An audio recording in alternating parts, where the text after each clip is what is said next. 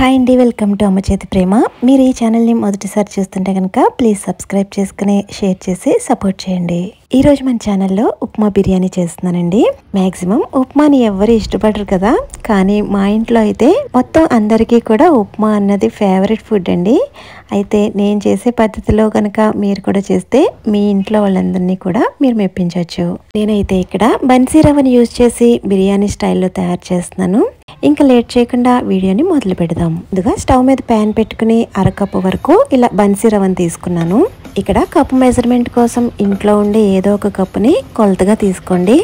ఇలా తీసుకున్న ఈ బన్సీ రవ్వని లో ఫ్లేమ్లో ఇక్కడ చూపిస్తున్నట్టు కొంచెం కలర్ చేంజ్ అయ్యేంత వరకు కూడా ఫ్రై చేసుకోవాలి.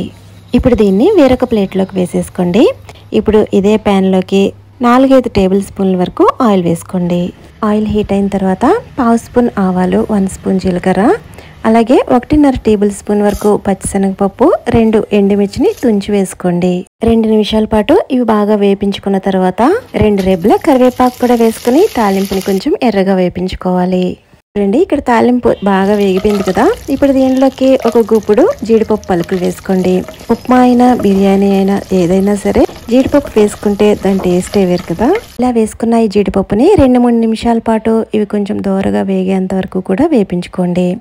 ఇప్పుడు ఒక మీడియం సైజు ఉల్లిపాయను సగం వరకు తీసుకుని ఇక్కడ చూపిస్తున్నట్టు ఈ విధంగా స్లైసెస్ కింద కట్ చేసుకుని వేసుకోవాలి.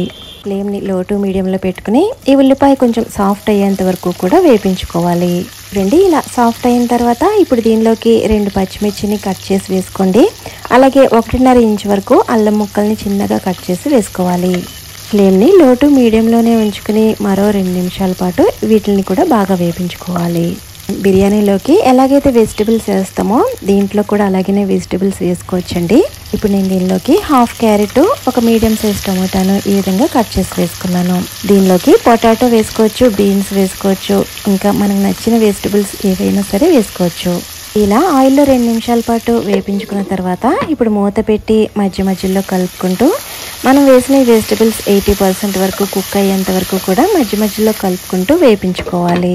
చూడండి, మనం వేసిన ఈ వెజిటబుల్స్ బాగా సాఫ్ట్ అయ్యి ఇలా ఆయిల్ పైకి తేలిన తర్వాత దీనిలోకి వాటర్ వేసుకోవాలి. మనం అరకప్పు వరకు బన్సీ రవ్వ తీసుకున్నాం కదా, ఇప్పుడు 1.5 కప్పు వరకు వాటర్ యాడ్ చేసుకోవాలి. అంటే మనం తీసుకున్న క్వాంటిటీకి 3 ఎక్స్ట్రాగా వాటర్ని తీసుకుని యాడ్ చేసుకోవాలి. ఇప్పుడు ఇదంతా కూడా బాగా కలుపుకొని ఇప్పుడు మూత పెట్టి వాటర్ కొంచెం మరిగేంత వరకు కూడా కుక్ చేసుకోవాలి. ఈలోపు మనం మసాలాని వేపించుకుందాము. బిర్యానీకి మనం మ్యాక్సిమం ఏమైతే మసాలా వాడతామో అవన్నీ కూడా తీసుకోవాలి. చూడండి, క్వాంటిటీ చూస్తున్నారు కదా. షాజీరా, సోంపు, మిరియాలు, లవంగాలు, దాల్చిన చెక్క, అనాస పువ్వు, జాపత్రి, మరాఠీ మొగ్గ ఇక్కడ చూపిస్తున్న క్వాంటిటీలో తీసుకుని వేసుకోవాలి. వీటిని లో ఫ్లేమ్ లో 4-5 నిమిషాల పాటు డ్రై రోస్ట్ చేసుకోవాలండి. చూడండి, ఈ విధంగా బాగా డ్రై రోస్ట్ చేసుకున్న వీటిని ఇప్పుడు మిక్సీ జార్ లోకి వేసుకుని మెత్తని పొడి కింద చేసుకోవాలి. ఇలా తయారు చేసుకునే ఈ పొడి 1.5 స్పూన్ వరకు ఉంటుందండి. ఇలా మనం చేసుకునే ఈ రెసిపీలో యాడ్ చేసుకోవాలి. అలాగే రుచికి సరిపడా సాల్ట్ కూడా వేసుకుని ఒకసారి అంతా కలుపుకొని మూత పెట్టి ఈ వాటర్ని మరగనివ్వాలి. ఎప్పుడైతే ఈ వాటర్ మరగడం స్టార్ట్ అవుతుందో అప్పుడు మనం వేపించుకున్న బన్సీ రవ్వ ఉంది కదా, అది ఇందులో యాడ్ చేసుకోవాలి. ఇలా రవ్వ వేసుకున్న తర్వాత ఒకసారి అంతా బాగా కలుపుకోండి. ఇలా బాగా కలుపుకున్న తర్వాత ఫ్లేమ్ని మీడియంలో పెట్టుకుని మూత పెట్టి 7 నిమిషాల పాటు కుక్ చేసుకోవాలి. చూడండి, నేను ఇక్కడ 7 నిమిషాల తర్వాత మూత తీస్తున్నాను. వాటర్ అనేది ఈ విధంగా ఇంతవరకు ఎగిరిపోయి ఉంటుంది. ఇప్పుడు ఫ్లేమ్ని లోలో పెట్టుకుని మధ్య మధ్యలో కలుపుకుంటూ ఈ రవ్వ అనేది కొంచెం దగ్గర పడేంత వరకు కూడా కుక్ చేసుకోవాలి. ఈ ప్రాసెస్ అంతా కూడా లో ఫ్లేమ్లోనే చేసుకోవాలండి, ఏమాత్రం హై స్పీడ్ పెట్టకూడదు. చూడండి, రవ్వ ఇక్కడ చూపిస్తున్నట్టు ప్యాన్ నుంచి ఇలా సెపరేట్ అవుతూ ఈ విధంగా దగ్గర పడేంత వరకు కూడా కుక్ చేసుకోవాలి. బన్సీ రవ్వ అనేది ఎప్పుడు కూడా వేడి మీద ఉన్నప్పుడు కొంచెం ముద్ద కింద అనిపిస్తుంది, కానీ ఇది చల్లారే కొద్దీ కూడా పొడి పొడిలాడుతూ తయారవుతుంది.